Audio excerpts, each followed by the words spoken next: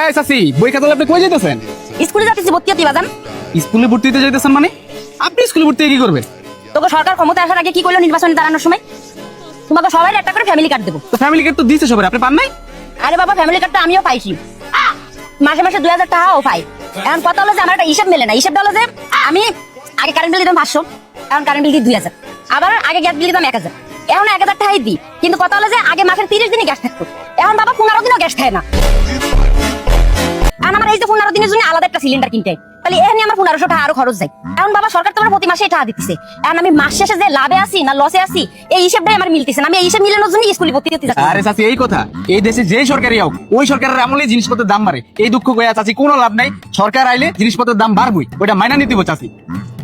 তাহলে বাজান তুই আমার কি করতে পারিস? পাসপোর্ট স্কুলটা কোন দিকে? Passport school? চাচি, পাসপোর্ট তো স্কুলে বানায় না, পাসপোর্ট তো বানায় অন্য জায়গায়। আর আপনি পাসপোর্ট দিয়ে কি করবেন?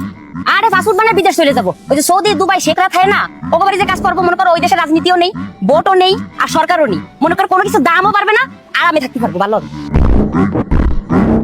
তাহলে চলেন চাচি, আপনি পাসপোর্ট অফিসে লয়ে যাই, আপনি পাসপোর্ট বানাই দিমু, তারপর আপনার লগে লগে আমিও যাবো।